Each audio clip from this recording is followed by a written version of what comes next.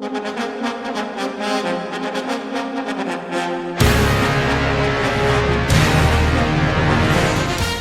listening to 90.3 WHPC, the voice of Nassau Community College in Garden City, New York. I'm Bill McIntyre here with John Gallo, bringing you news stories about Long Island and about Long Islanders.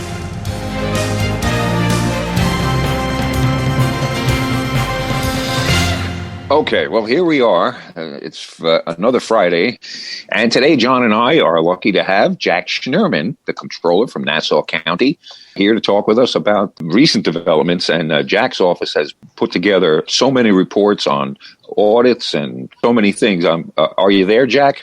I'm here. Thanks so much, Bill, and great to be with you. We're happy to have you. I know that we've had you on in the past, and we know we spoke a lot about different important issues that impact the county, and I know we were talking about the census and the issues of affordability and folks, especially millennials, trying to afford housing in the county, as we see as an issue in the statewide. We were thinking about maybe starting close to home, news around the campus. We saw that you were here maybe a few weeks ago with Senator Schnirman and some other local elected officials and President Jermaine Williams from the school, speaking about the burden of student debt and the need for real debt relief legislation and this new legislative cycle.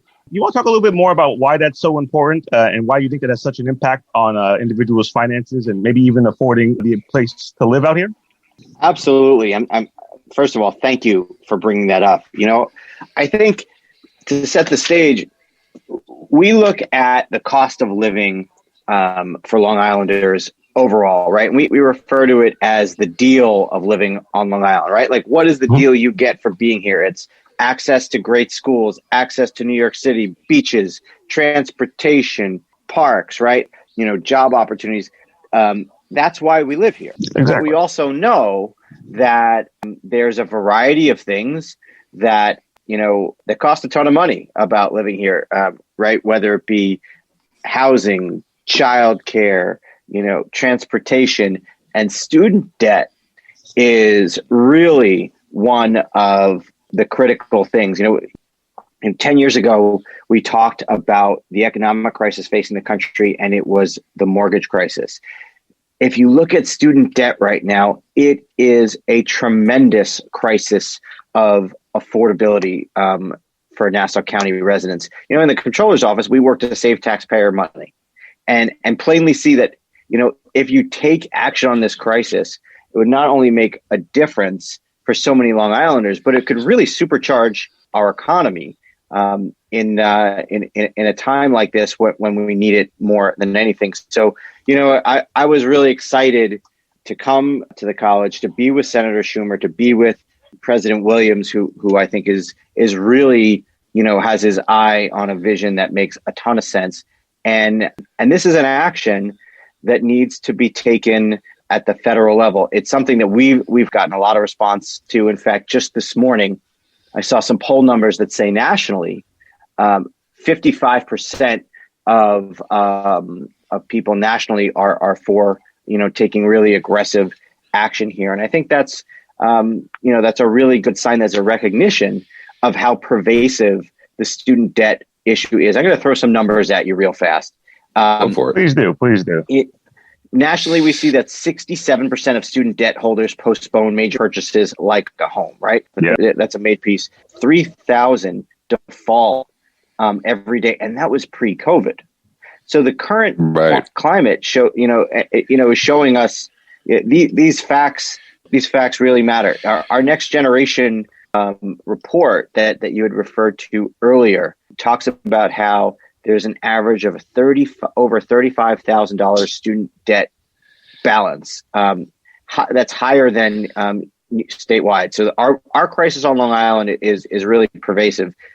8.8% of borrowers are more than 90 days behind on their student loan payments, and student loan delinquency rates are higher than at any form of debt, including mortgage and credit card. So that's a really, really big deal. I'll just, you know, to make it personally, I get it.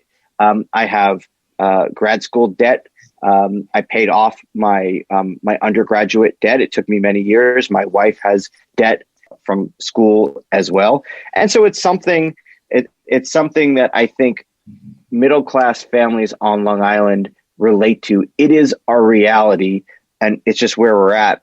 I'll say that there's some encouraging action on the federal level. What do I mean by that? First of all, President Biden just took some action this past week to extend on federal loans the period of forbearance of interest forbearance, right? So what does that mean for regular folks? That means that if you have a federal loan, you're not paying interest on your loans right now. You don't have to make payments if you don't have to.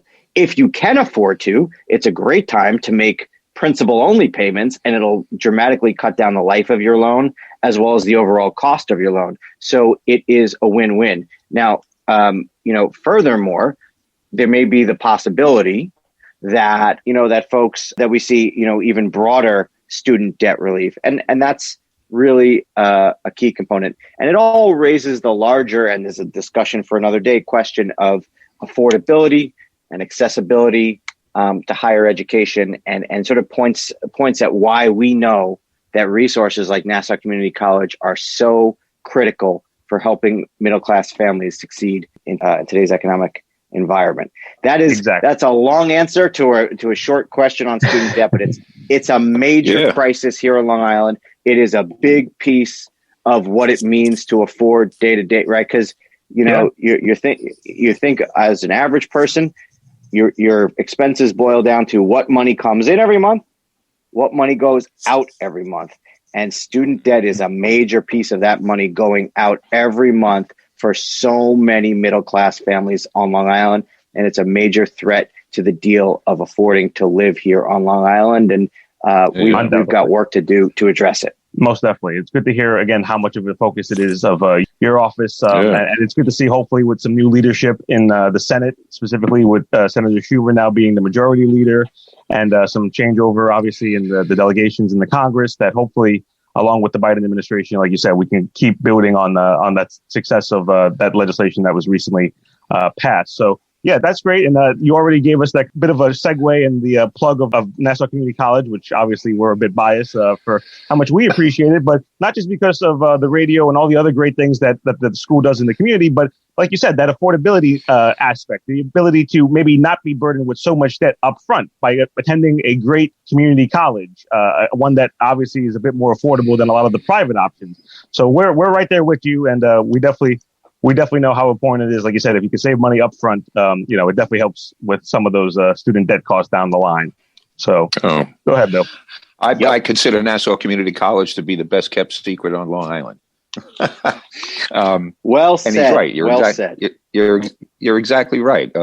You can get, your first 2 years of college under your belt and pretty much paid for before you start at, a 4-year institution if you want to go for a 4-year degree. And you do your last 2 years with the big bucks places.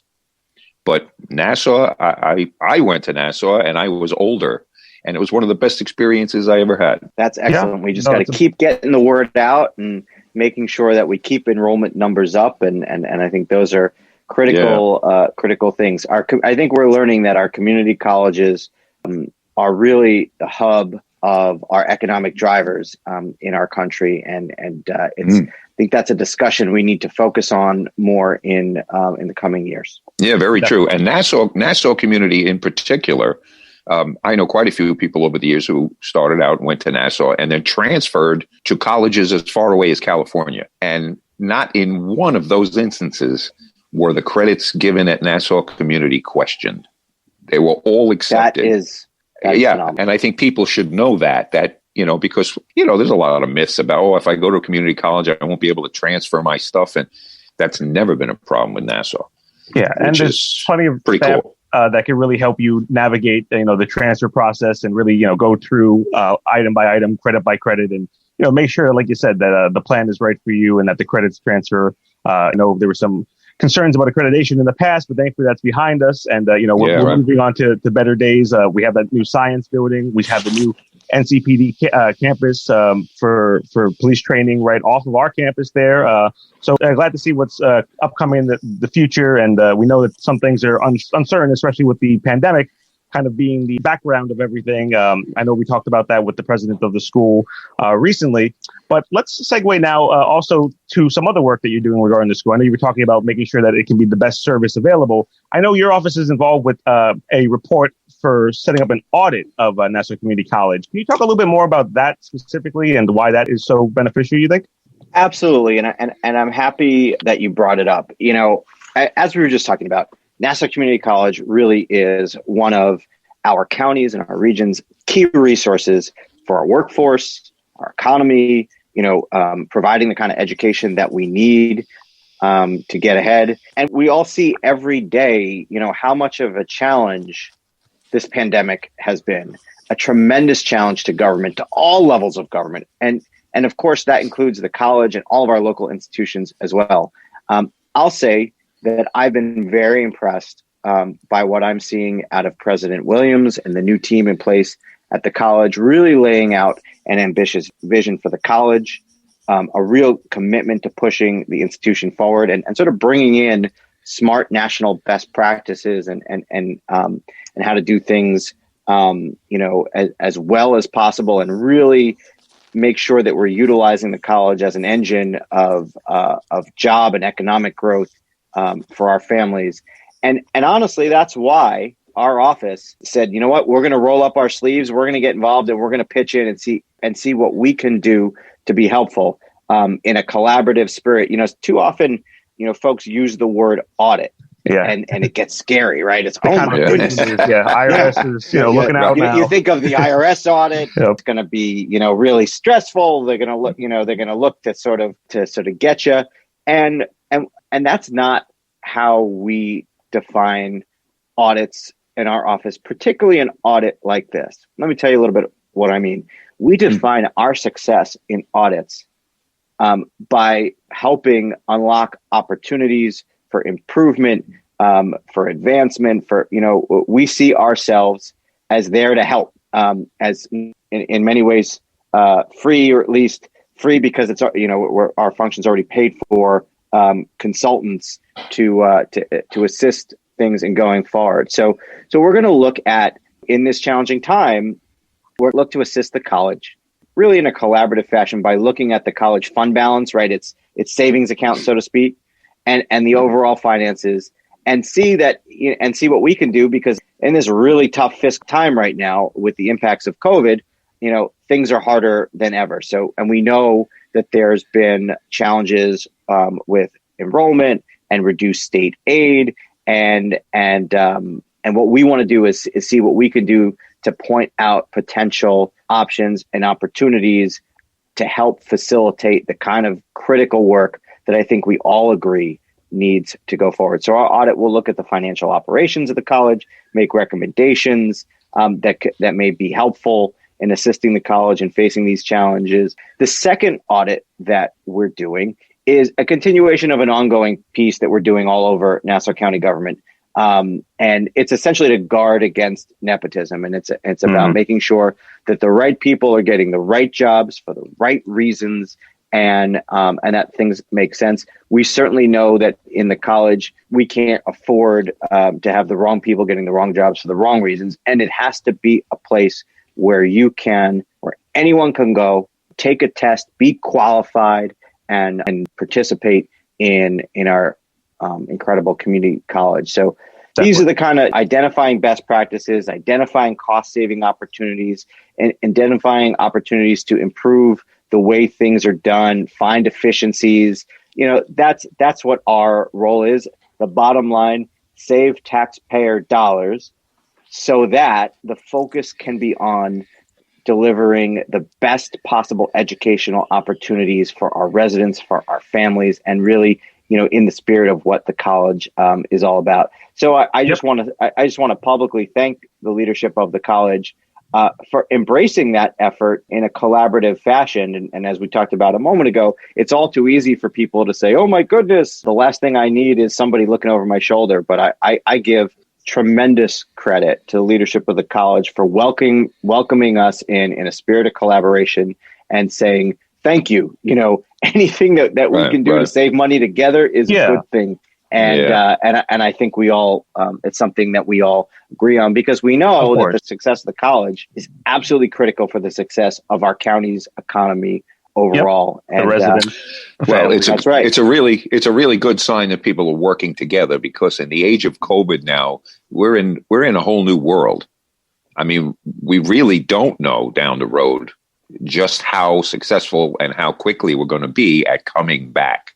Yeah, and funding streams, like you were alluding to. So, yeah, like I said, it makes sense. Think of this as more of a financial kind of health check. And it's good to see the school sees the value of having more eyes essentially looking at it to just try to see where we can be maybe more efficient, where we can potentially save some cost, and then, also maybe we expand some programs that we see success. Maybe we can use this as an opportunity to segue from the school to the broader community and still tie it to what we were talking about before with the child care report, in terms of a lot of the students who do go to Nassau Community College. They do have family obligations that are sometimes a lot more non-traditional commuter students. And can you maybe talk about the interplay of what you found in the child care report and the burden of those costs, how they impact parents who want to, again, also engage in their higher education and in general? Absolutely. I'm so happy you brought that up. So, I think we were working on a piece about childcare pre-COVID, and because we saw the incredible cost and the incredible burden that childcare places on families making ends meet. And I'll just share with you, it sort of sounds funny to say, as COVID hit, our team paused a second and said, wait a minute, are we going to be able to get anybody to focus on the childcare issue while we have a national pandemic going on? Because, there's only so much bandwidth, right? And we realized, unfortunately, the pandemic is demonstrating, everything that we were sort of talking about in the report that we were working on, which is that childcare is absolutely critical to making our economy go. It's affordable, accessible, high quality childcare is absolutely critical to many families, if not most families, sort of day to day. It's critical to the economy. And we learned that childcare workers themselves are absolutely essential workers. And the obvious truth that in order for folks to go to work, they needed childcare, right? And just that simple. And that became that reality became so obvious to all of us last spring into summer, and particularly as schools were affected by COVID, obviously, and so on and so forth. So I'm going to throw a couple numbers at you again. That is good. The average cost of childcare, of center-based childcare, is just under $16,000 for an infant, just under $14,000 for a toddler, and over $12,000 for preschoolers. Wow! The average cost of childcare consumes over 12% of the median family income. So what does that mean, right? That means that we're in a situation where all too often childcare is even more expensive than college. Yeah. Childcare is more expensive in that situation than going to a SUNY school, for example, right? Obviously more expensive than going to the community college. We talk about college affordability for very good reason. We promote savings for college affordability and accessibility. I've never heard of people saving years in advance for childcare. But it's something that I think we realize is a tremendously high cost. And so you look at, another key ingredient to the economy is childcare, right? You think about what are the burdens that a middle class family faces. You got childcare. If you have a family that has big childcare costs, that has student debt cost, and this is a huge percentage of our families, you see that a huge amount of their income is taken up before they really do anything else. And that's a real challenge going forward. The good news is I think we are seeing some recognition on this of this at both the state and the federal level.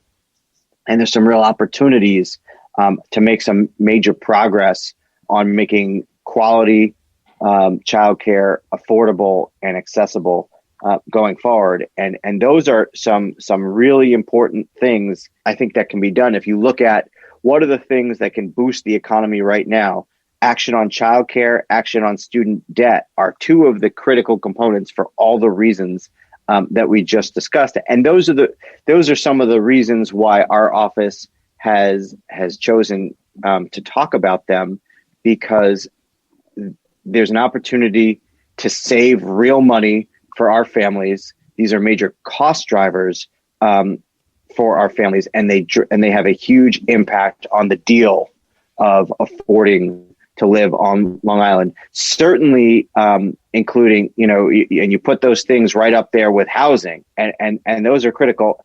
Not to mention healthcare, and that's why I was so happy that we're able to make a prescription discount card available just very recently, the Live Healthy card. I'll just give the website real quick, livehealthycard.com, where you can save money at pharmacy, at basically 90% of the pharmacies around, averaging about 30% savings. All you have to do is go on livehealthycard.com and sign up. Bottom line is it saves you money on your prescriptions. It saves you money on all the kinds of different things. An issue at a time where people don't have the money necessarily in their pocket to cover emergency expenses, whether they be a medical expense or a car repair or whatever the case may be. This is a real big piece of the puzzle. I say as a pet owner, I would also mention that, when your pet gets prescribed medication, generally pet health stuff is one of those things where you just, the costs just pile up. And I know I say this as a lifetime pet owner, we would do anything for our pets. And this also counts for that. So, discount, any different way that we can save folks money is something that we're looking at. So just, plug that livehealthycard.com for folks to go on and save some money there. Of course, and we'll definitely share that out on social media. We were definitely meaning to ask you about that, because that definitely certainly catches people's attention when you hear about something that says that can save you money and you don't have to really do much to obtain it, besides live in the county. So, and the fact that it also has savings for your pets expenditures, which people sometimes don't realize until, unfortunately, they're facing those bills, how much they can be without insurance. So. Yeah, no, that is great. And we're glad to see that that's something that came online, especially at this time when a lot of people are struggling, with unemployment even and a lot of other issues coming from the pandemic. Bill, I think you want to go with the ID. Go for it. Well, yeah, right. You got to do some business. Just to remind the studio or the listening audience, you're listening to 90.3 WHBC, the radio voice of Nassau Community College in Garden City, New York.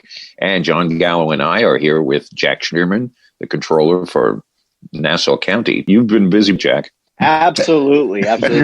Your staff too, I'm sure. We're always looking for ways to save money. We're always looking for ways, and we've identified and recovered, $148 million for taxpayers so far. We're always looking for ways to put information out there more transparently. We've got our Open Nassau Transparency Portal that's about to celebrate a birthday. So we're pretty pumped about all that. And it makes the day and the weeks go by nice and quick when you're working 100 miles an hour to on these sort of critical issues. When I think of all of the financial issues that we're dealing with, student debt, just the loss of jobs and the loss of businesses, I think there was a segment of the economy back there that got missed by some of the COVID money. Mom and pop stores. People who live from day to day really couldn't avail themselves of, they didn't have a regular paycheck job where they could prove, I made so much money. And the landscape now, we really don't know. I think it's terrific that you're looking at things like student debt rather than just accepting the status quo. And is that going to be a bubble if we just left it alone? What would happen with that? That's a great point. Yes, it is a crisis.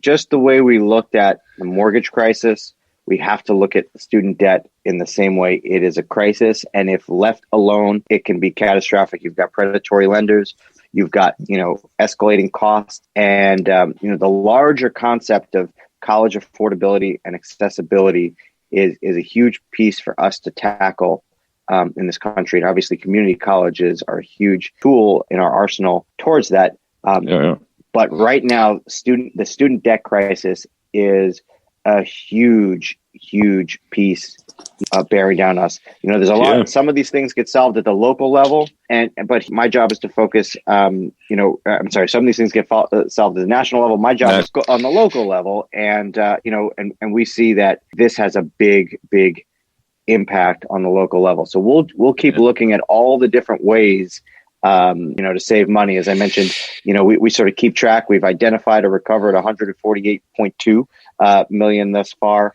for our Nassau County taxpayers, and we'll keep pushing on that.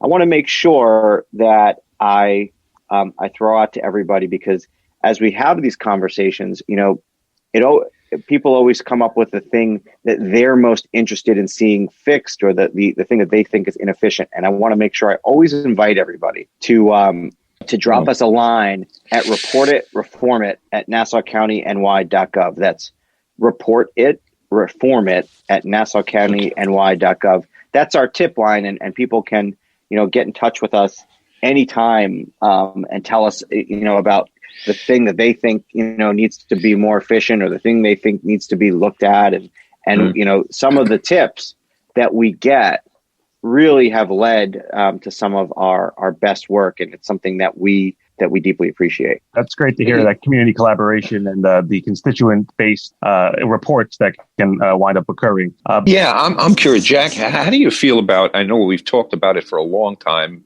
nationally, and talking about the $15 minimum wage. Do you really see that? I mean, we've talked about it so long that by the time we actually do something about it, $15 is going to be, it's already kind of ridiculous when you think about it. If somebody works a 40-hour work week, they're basically going to gross $600. I don't know where you live on Long Island for that kind of money weekly, unless you. That's right. You're exactly right. I think the economics of it have been proven out, that the minimum wage, that raising the minimum wage ends up making sense economically, making sense financially. It's absolutely, I think, a critical component of economic recovery right now going forward.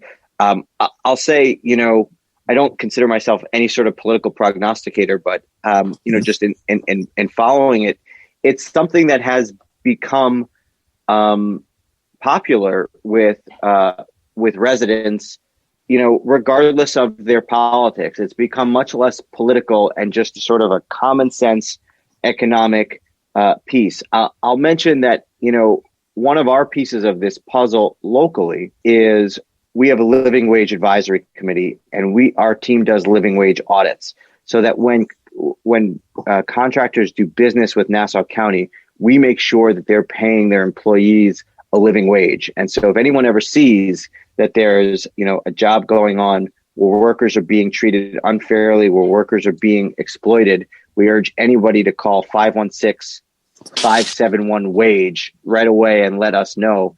And through those sorts of reports, we've been able to do audits that have made sure that contractors are held accountable, and that workers are paid their fair share. And again, that's 516-571 WAGE. I'm very thankful for you to bring that up. I think that's a really important, that's a big piece of our work here locally, making sure that people are being paid a living wage, that to help them make ends meet, to sort of afford the deal of living on Long Island. Of course, that's what it's all about, right? This whole puzzle that we're talking about piecing together. I think the thing really comes down to we need to figure out ways consistently to get money into the pockets of lower on the pay scale, working class, because that's what spurs an economy. They go out and spend the money. They buy food, they buy clothing,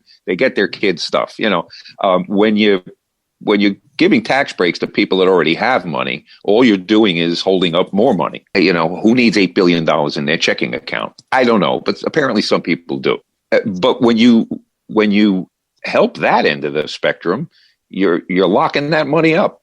At the lifespan of a dollar bill, it should go when it gets stuck there, it doesn't. And that doesn't help us. It doesn't help the economy. In our office, we think of what you're getting at here as the so that. Let me tell you what I mean by that. We work on saving money. We work on finding efficiencies so that people can get better services without their taxes going up.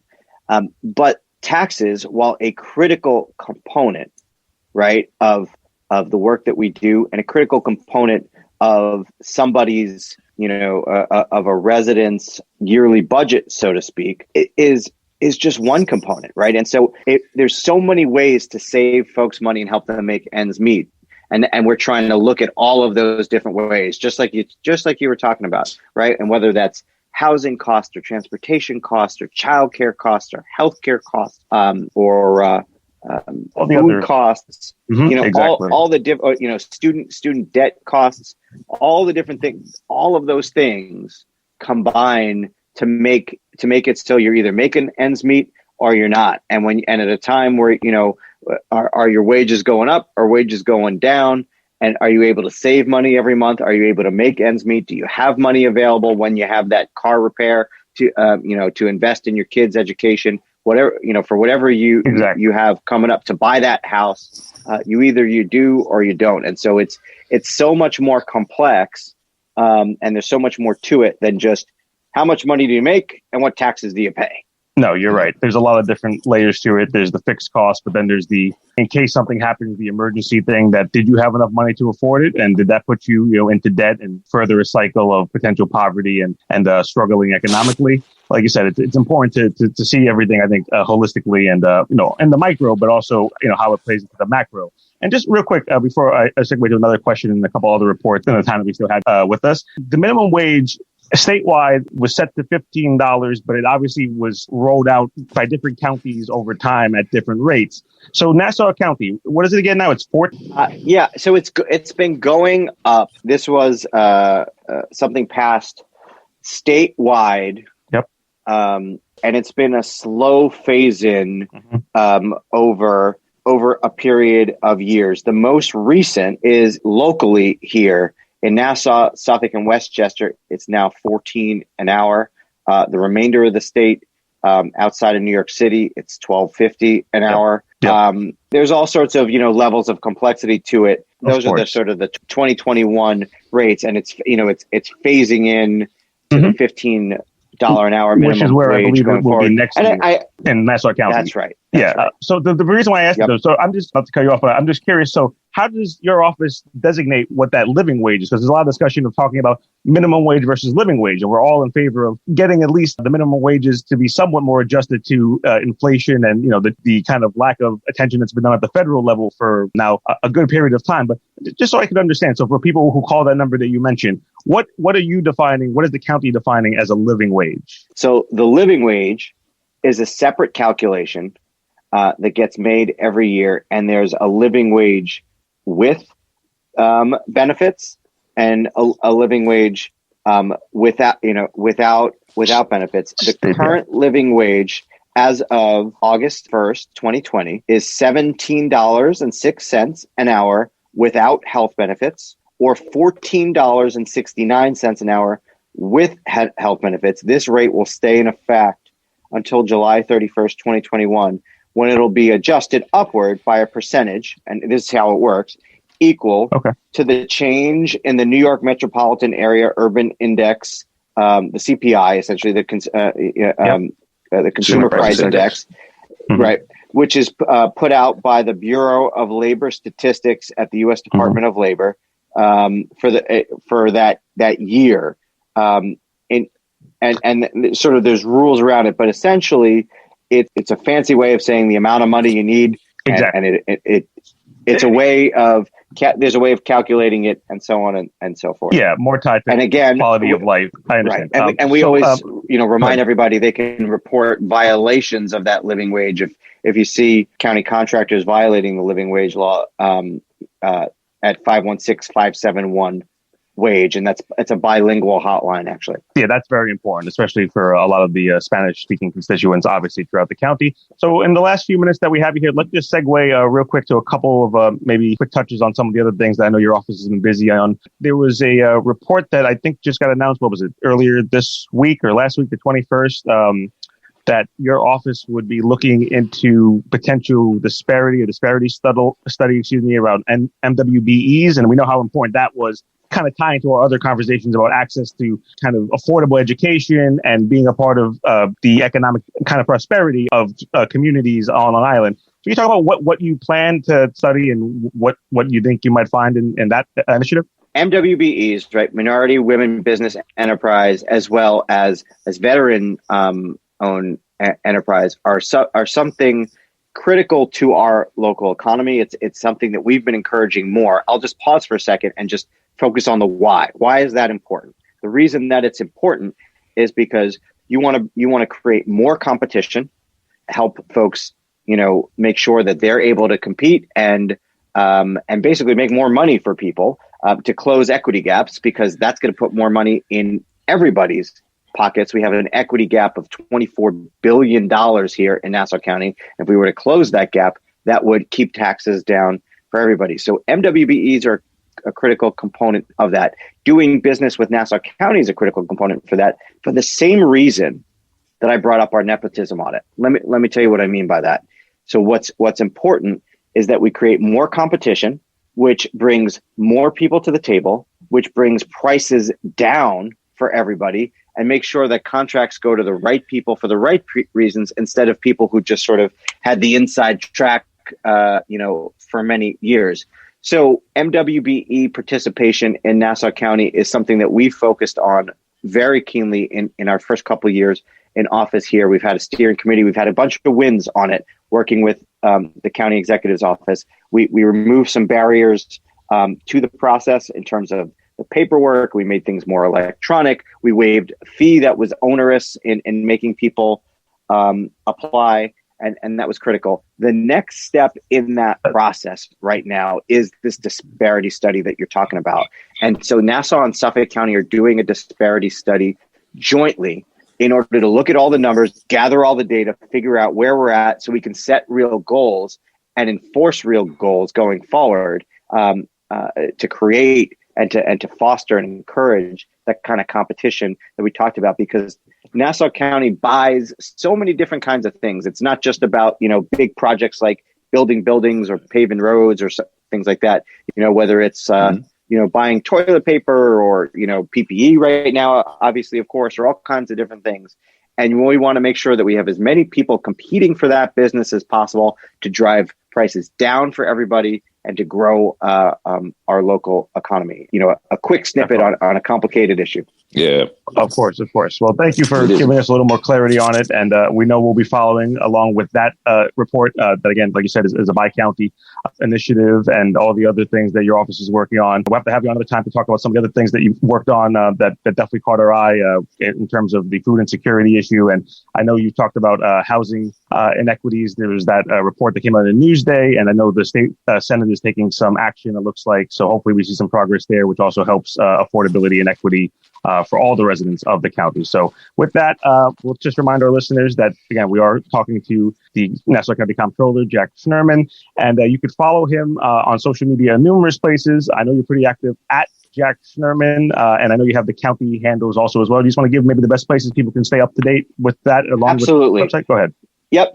You can get me on Facebook, on Twitter, on Instagram at Jack Schnirman. That's SCHNIRMAN. My official county handles, Facebook, NC for Nassau County Comptroller. Same thing with Twitter and Instagram, Nassau County Comptroller. We're easy to find there. And, we want to encourage folks to follow along with us, to dialogue with us, to tell us what you think is most important. And I think the critical piece is, we got to get the word out about some of these cost of living issues, and just as important, about the potential solutions to those issues. Because once we identify the problem together, we can make sure that we push towards solutions. Exactly. Perfect. Thank you again so much. Thanks for coming on, Jack. We really appreciate the time you give us to, and it's great to look inside your office a little bit and see what's going on. Thank you so much. Yeah, it's a pleasure chatting with you guys. We'll do it another time. Take care. Have a good rest of your day and weekend. Thanks again. You too. Thanks so much. Take care, Jack. Bye-bye. All right. Bye-bye. Wow. All right. So good. That's pretty cool. I mean, that's pretty cool that they're,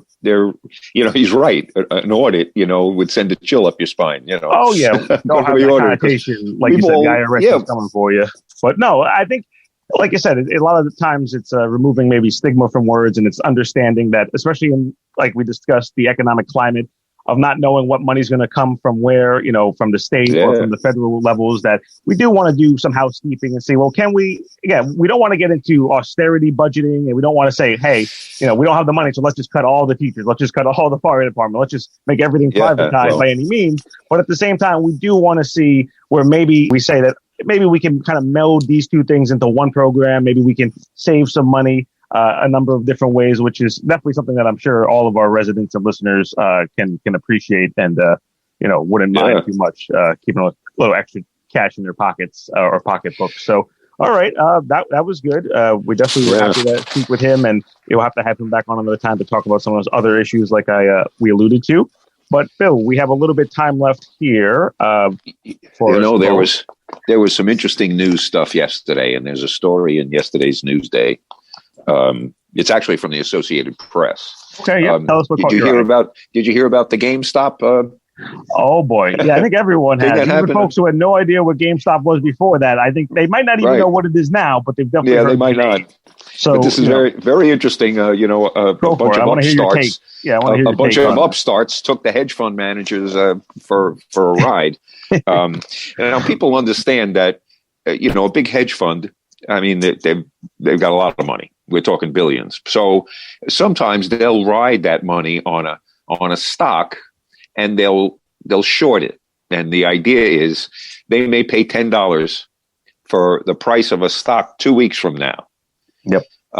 And we all talk about free markets and things like that. When a hedge fund manager gets on the radio and says that such and such a stock is probably going to tank in 2 weeks.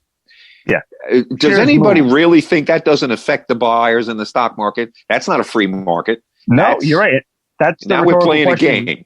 No, exactly. And that kind of goes into this whole maybe potential hypocrisy as it's being called out, where, if, like you said, some executive goes on CNBC and keeps touting, whatever they say, that's not market manipulation. But if people who are average citizens, as it's being discussed, again, there's more to it, of course, but if there's so much to it, online, on Facebook or wherever, Reddit, and they're saying, hey, let's do this. We have a collective plan, an investing strategy here. Yes, they're calling that market manipulation, and they're looking into that with the SEC, and if not, maybe the FEC, in terms of, is this something that is potentially even criminal? Which this has been going on forever, But anyway, here this is the story from the Associated Press. In the David and Goliath saga surrounding the struggling retail chain GameStop, Goliath has fallen. Two Goliaths, actually, a pair of professional investment firms that placed big bets that money-losing video game retailer GameStop's stock will crash, have largely abandoned their positions. The victors, an army of smaller investors who have been rallying on Reddit and elsewhere online to support GameStop's stock and beat back the professionals. One of the two major investors that surrendered, Citron Research, acknowledged Wednesday in a YouTube video that it unwound the majority of its bet that GameStop stock would fall. Andrew Left, who runs Citron, said it took a loss 100% to do so, but that does not change his view that GameStop is a loser. Well, we move on. Nothing has changed with GameStop except the stock price, he said. He did acknowledge that Citron is taking a fresh look at how it bets against companies in light of the GameStop campaign. Melvin Capital is also exiting GameStop, with manager Gabe Plotkin telling CNBC that the hedge fund was taking a significant loss. He denied rumors that the hedge fund will fail. Well, the size of the losses taken by Citron and Melvin are unknown. The Wall Street frenzy over GameStop began when an army of smaller pocketed investors on Reddit started throwing dollars and buy orders at the stock in direct opposition to a group of wealthy investors who were counting on the stock price to plunge. There is no overriding reason why GameStop has attracted those smaller investors, but there is a distinct component of revenge against Wall Street in communications online. Over the past 3 months, shares of GameStop Corporation, which has been buffeted by a shift in gaming technology, have spiked well over 1,000%. Shares closed up another 135% Wednesday to, get this, $347.51 a share. Wow. Yeah, no, if you look at that chart, Right. And that's created titanic losses for major Wall Street players who have shorted the stock, which means they borrowed shares and sold them, hoping to buy them back at a cheaper price and pocket the difference. Mm-hmm. Well, as of Tuesday, the losses had already topped $5 billion in 2021, wow. According to 53 partners. Partners. I was just actually reading earlier this morning. It's still speculation, but it's being reported actually in the sports news that potentially one of the owners, a co-owner of a basketball franchise with Michael Jordan in the Carolinas, his hedge fund had a massive holding doing the shorting on GameStop. And apparently he's now lost part of that fund. I don't want to quote the number, but I believe it was in the tens of billions of dollars, for equity. So now they're saying, will he potentially want to liquidate his share of the team? And they're saying, well, how much did Michael Jordan also invest with him potentially? So it is an interesting news story that is transcending county, state borders and going all around. Being this. And I think the nice thing for the average Joe, the nice thing is to see the little guy get together and make a concerted effort and really do something. I mean, these are lessons we should be learning. Yeah, there's the numbers. If you have the numbers, bingo. It's about organizing always. Those kids from TikTok did it when they bought tickets to a Trump rally. Yep. And then didn't show up.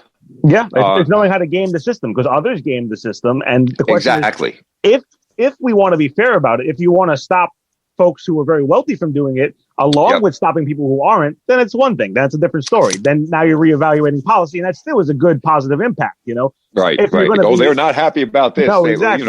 All of a sudden, the rules have to change. Yeah, all of a sudden, the rules are no good. You know what's interesting, though, historically on Wall Street, it was Joe Kennedy, JFK's dad, made a lot of money on Wall Street doing things that today would be considered illegal. Insider trading, stuff like that. The robber barons weren't hampered by, rules. Practices. They just did what they wanted to do. Well, interestingly enough, it was the American government that then hired Joe Kennedy to go into Wall Street and create all those rules that are people living by now. And those are things that Kennedy did to get rich that you can no longer do. No. Or you shouldn't do. Let me put it that way. Because this whole hedge fund thing, this is a game they play consistently. Yeah. Oh, yeah. And we see a lot of times, it's done with businesses that, people actually know of, and they're just kind of using them as just this kind of, I don't want to say. It's a game piece. Yeah, it's, exactly. On the board. Where there's no attachment to the employees, there's no attachment to the community that these businesses are in or what the impacts are. It's just a matter of the numbers say that I can make a good, bit of money off of this type of investment. Yeah. Very potentially even callously. But I think it's something that again, it brings up these issues and teaches some more lessons on, Yeah. Well, and then specifically when a hedge fund does, use their money to make that kind of a profit, is that profit going back into the hedge fund? Yeah, that's a good question. I would think if it was solely for the hedge fund to make more money, that they wouldn't be making so many of those deals.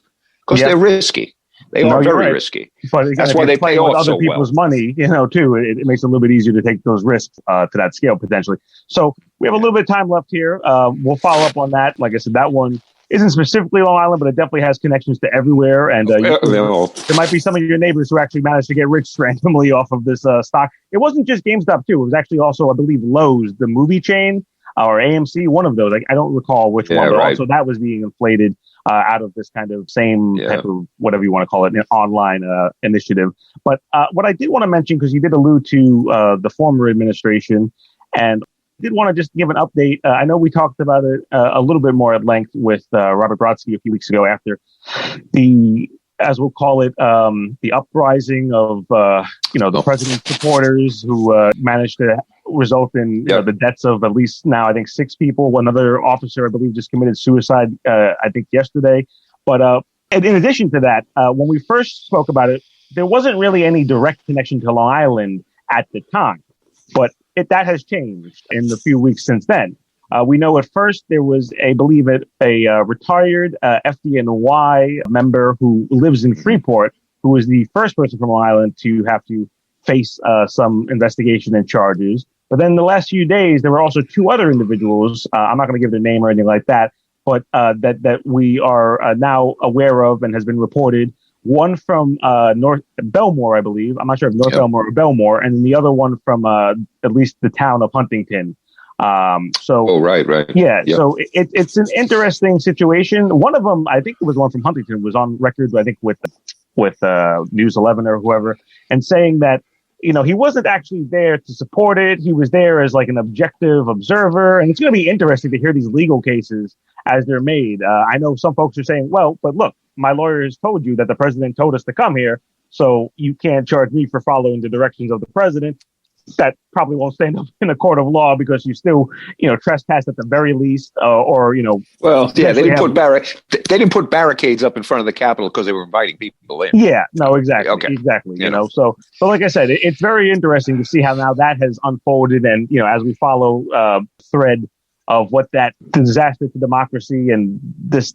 Again, I don't have the words to really talk about it without expletives, to be honest. I think that's my problem. I know. What we need to have a show in the future where maybe we just sit down and digest all of this stuff. I think there's some opportunity to figure out some other options. Maybe we can expand in terms of podcasts that could be available online after the show airs. Some extra like overtime kind of situation, Bill. We can talk about that. We'll try to get some feedback, see if that's folks that might want to be interested in that, and maybe trying to, again, continue to get more community participation. But like I said, there's always a lot of news going on. There's, like I said, movement on some of that housing policy that comes out of the Allied Divided report. So we'll give you an update about that next time. We'll also try to follow up on some of the other news that I'm sure everyone's following in terms of the NIFA agreement, in terms of the debt refinancing. No, well, that's the other thing that we didn't bring up was how does NIFA affect Jack's job? Yeah, now that we have to get him another time, obviously, to speak about that a little more at length. That's a bit of a political issue, unfortunately, as well. But it's true. Definitely something that impacts his office, and I think he'd probably at least have something to say about it, I'd imagine. But I wanted to give just some information to listeners also who are struggling with affording their rent. In addition to the state guidelines for eviction moratorium for both renters and for homeowners who are facing foreclosure and even small landlords, that's at the state level. There also is another state program through HCR, which is a state agency, Housing Community Renewal, and they have a program for rent relief that's being run through the county that is running until February, I want to say 1st.